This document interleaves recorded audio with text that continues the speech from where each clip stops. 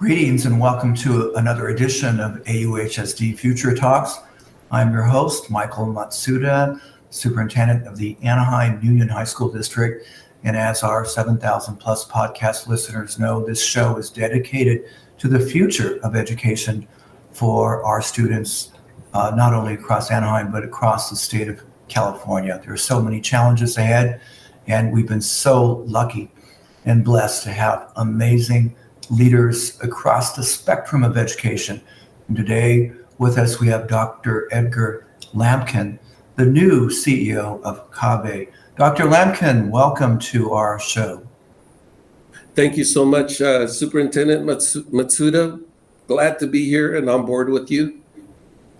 Yeah, so wanted to start out, Edgar, and you can call me Mike, a little bit about you, because you're overseeing this large state and really national organization, one of the largest advocates for bilingual learners. Let's hear a little bit about you, Edgar. Great. Well, thank you. I'm happy to share a little bit about myself. Greetings to everyone out there.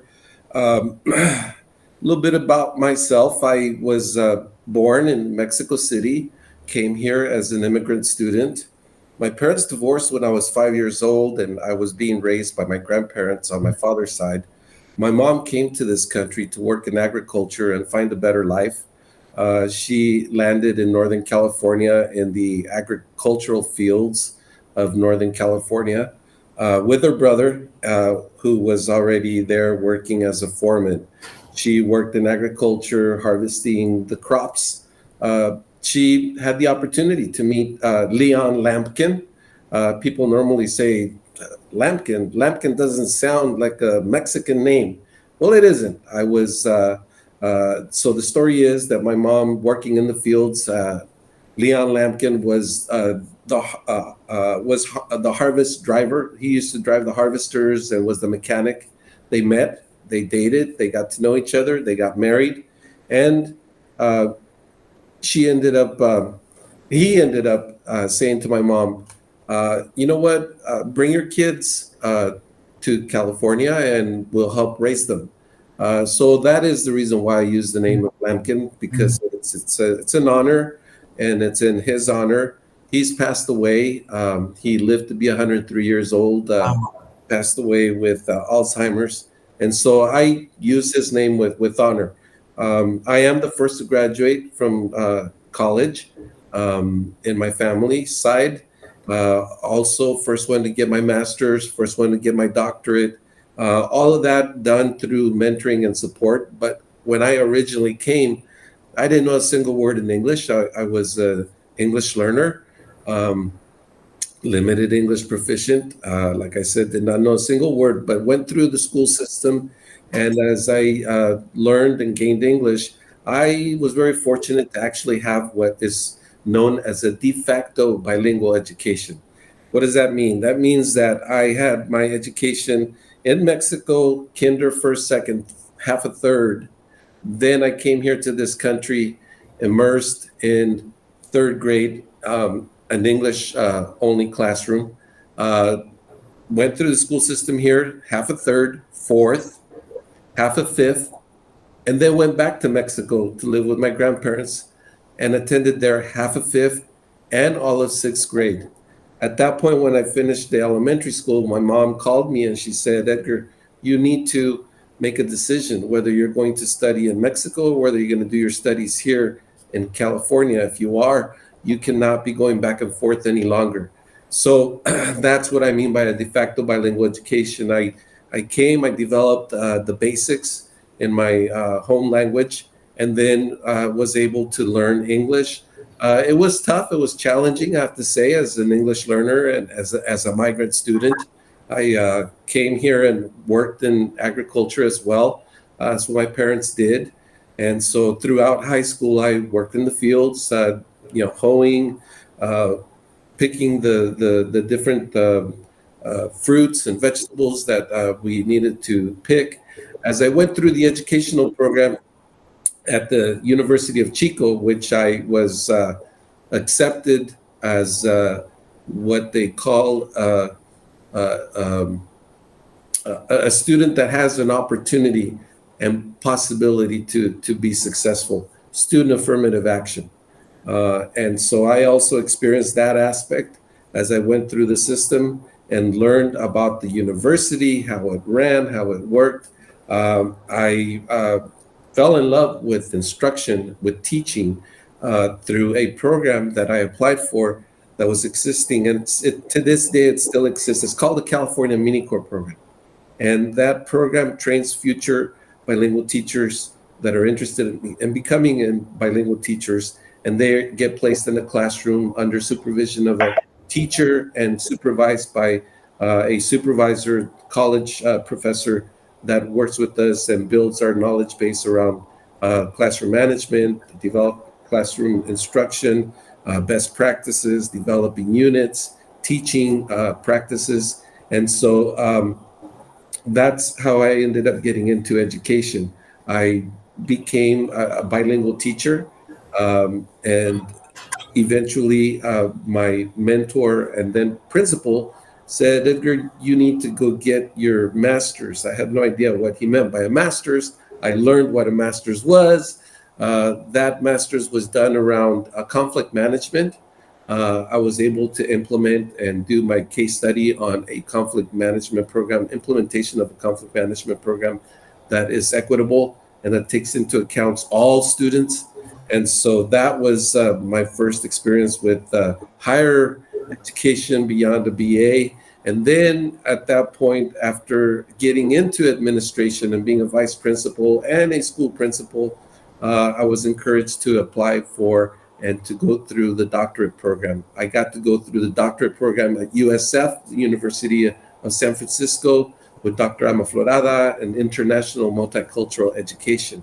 And that was an incredible experience. All of that being said, that along those lines, my wife, also being a bilingual teacher and following me along my career of education and supporting each other, she also ended up becoming a vice principal, a principal, after being a bilingual teacher and a bilingual resource teacher. And now she's a superintendent. I became a principal director of English Learner Services at the county level and superintendent in Northern California for 5 years. And now here I am as CEO of the CABE, the California Association for Bilingual Education. Oh my goodness! You couldn't have, thought about, a more perfect match to head the largest advocacy group in the state of California. Could you tell the audience a little bit about CABE, the California Association for Bilingual Education? Sure thing. First and foremost, I just would like to say that I feel honored and blessed to have this opportunity. I do represent and support the students that I actually come from. That's my background, right? I have been an English learner. I have been a migrant student. I have been involved with bilingual education. And so CABE, California Association for Bilingual Education, is focused on building capacity with folks on understanding multicultural education, multilingualism, helping and supporting schools that are implementing dual immersion programs, two-way immersion, dual language instruction, different forms of bilingual education programs. We provide support, we provide the research, we provide professional development. In addition to that, CABE, as you mentioned, is a pretty statewide organization, but also national in many ways. We collaborate and we partner with a number of different agencies around providing advocacy, supporting and working towards policies that will help meet the needs of English learners, of immigrant students, of newcomers, of all students in an equitable way. And so that overall is what the vision of CABE is, and it is composed of a board and a CEO and its employees. The board is made up of different folks from the education field. We have paraeducators, we have parents, we have We have uh, uh, teachers, administrators, professors that are involved in the CABE board, superintendents.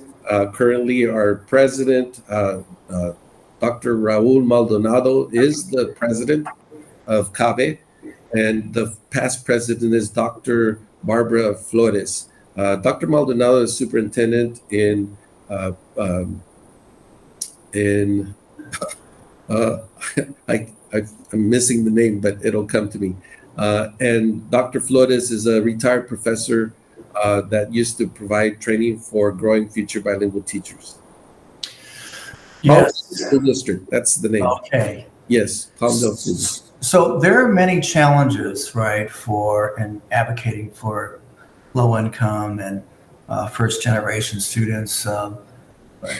And, you know, and especially now where you have a very polarized country, polarized communities within the state of California, how do you, advise advocates for bilingual education, for multicultural education, for ethnic studies to navigate this polarized political community that unfortunately is pretty intense in inland empires in Central California, in places where there are a lot of Latino youth?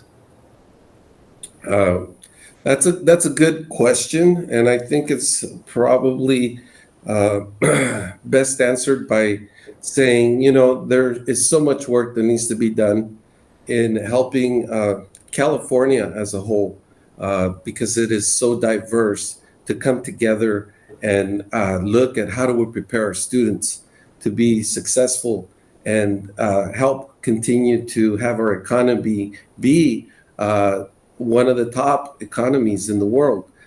We have to stay in front of that, and we have to keep a focus on that.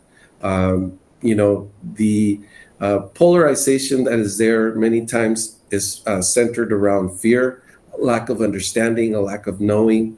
And so education, helping people understand, is probably the best way to go around helping folks see and understand the need for why we need to come together and look at the rich diversity that we have. And that's a gold mine that needs to be tapped onto. It's the languages, it's the cultures that bring that diversity in California, that provides the golden state the opportunity to continue to be a golden state if we can tap onto that strength. The whole issue of bilingual education, again, was when 227 came out, it was a statement of fear. And the reality is it's not about fear. We need to look at it from the other end. We need to look at it, how do we come together and become a stronger nation and use the diversity that we have to be able to tap onto and maintain the economy that we currently have and strengthen it, build it. We are on the Pacific Rim. We have different language groups in our state. And if we can support on building their capacity to not just know two languages, it has to be, one of the requirements in building students to become prepared for the 21st century, career and college ready, is to know two or more languages, right? But when you take a look at what's happening in the world, you go to Europe, you go to any other country, for the most part, you're going to see folks that speak 4 languages at the minimum or more. If you can speak 4 languages, that's the minimum in order to be globally competitive. And so we need to get beyond the thought of 2 languages and bilingual education. As a matter of fact, we're looking at CABE eventually becoming CABE Plus, because it has to be more than 2 languages. So that is pretty much how I approach it, is help education. It's helping people understand the importance and the significance of what we need to do as a state, as a country, in order to be globally competitive. Edgar, I like how you've connected the mission and vision of CABE to the importance of the economy in California, right? Multilingualism, multiculturalism are foundational if we are going to continue to be a leader in the Pacific hub as well as internationally. California is, like you say, is the golden state, and we need to double down on that. And I also like how you just cut to the chase in terms of the anti multilingualism and anti-culturalism is really rooted in fear. And I think as definitely the leader of CABE, a lot of folks who are looking up to CABE for guidance on how to navigate fear in their own communities. You had mentioned earlier too, another big issue is the importance of back then it was affirmative action in California, and as you know, there's that's also been overturned and overturned nationally as well. How do you without that tool, how do you reach equity, right? When we talk about the difference between equality and equity, and CABE is founded on social justice and equity. How do you bridge that and to support those advocates on the ground fighting for equitable educational policies? Well, that is a good question, and I would say that again, education, helping people understand that equal does not mean equitable. Equity is centered around how do we help all of our students rise to the levels of expectation that we know is important in order for them to be thriving, successful, career and college ready, future citizens that are in hopefully in careers or that require either technical support or college level support.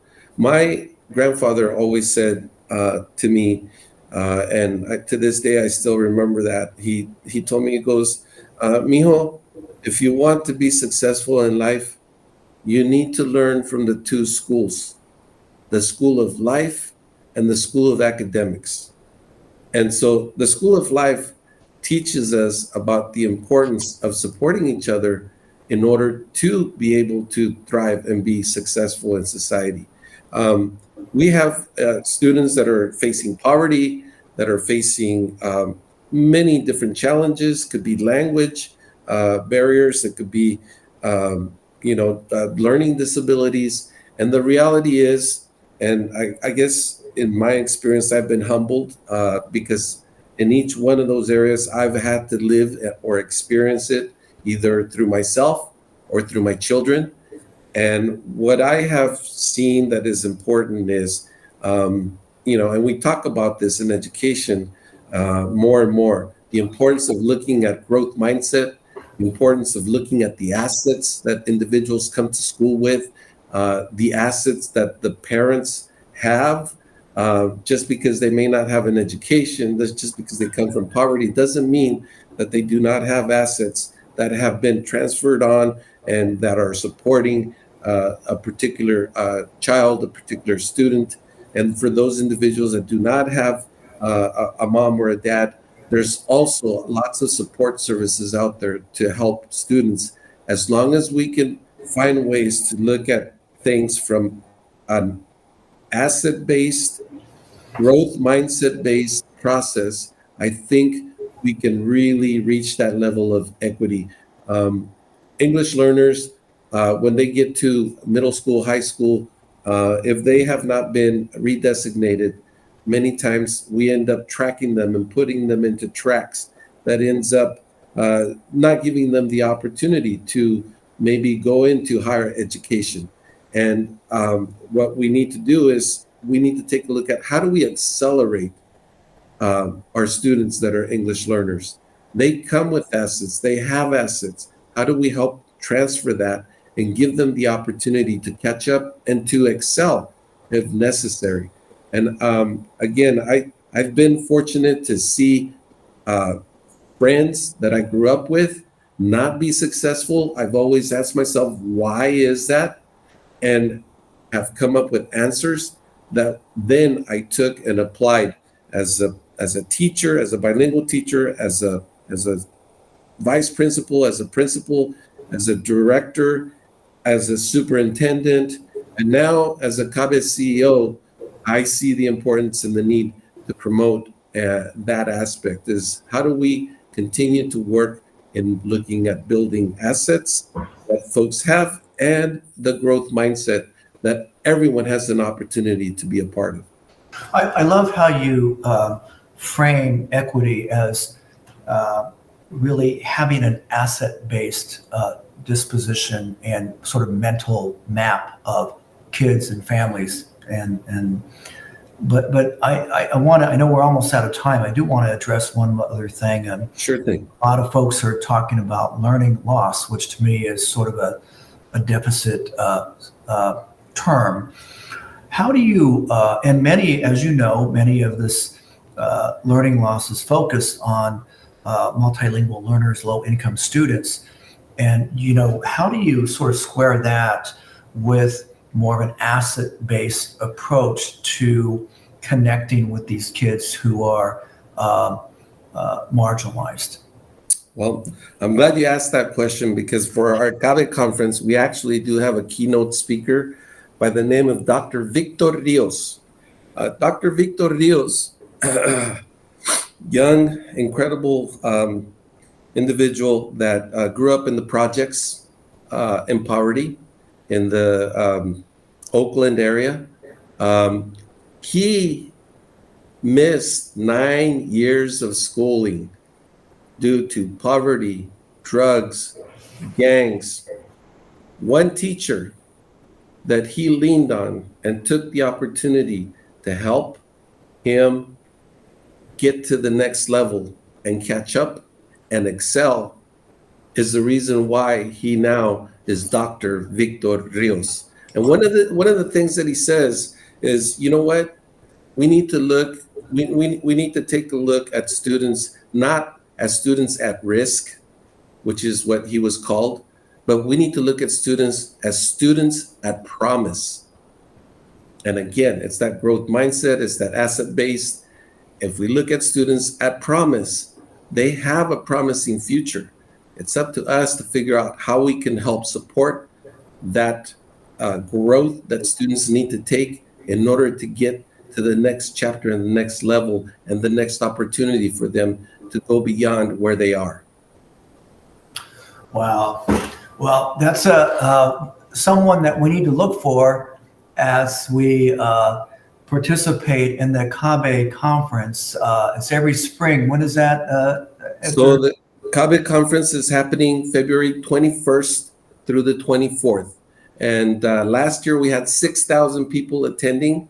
This year we're looking at 8,000 to 10,000 attending. So we're excited. We're in Southern California too. Southern California, we have over 500 workshops that will be people will be participating in. It's a wonderful CABE feel, CABE familia. We embrace folks and we work towards helping build people's capacities. We have a parent institute, we have an educators institute, and Michael, you're going to be one of our guest folks for our administrative leadership symposium, because you're doing some amazing work in your district. How in the world are you doing it to be able to take your district into building those dual immersion programs, those CTE programs that are giving kids opportunities to look at career college readiness, the choices that you're giving students, and incredible work that you're doing as well. So we're excited and looking forward to having you there as one of our leaders that can share with others what's happening in your district and can get ideas so that we can continue to build California into one of the top-notch, multilingual career and college readiness programs that we offer in the state of California. Well, Dr. Edgar Lampkin, the CEO of CABE, we're so pleased to have interviewed you. You are truly a leader of promise, and we look forward to hearing more from you in the future. On behalf of all of our listeners, thank you so much for your time, sir. Thank you so much. Appreciate it, Mike. And, greetings to everyone.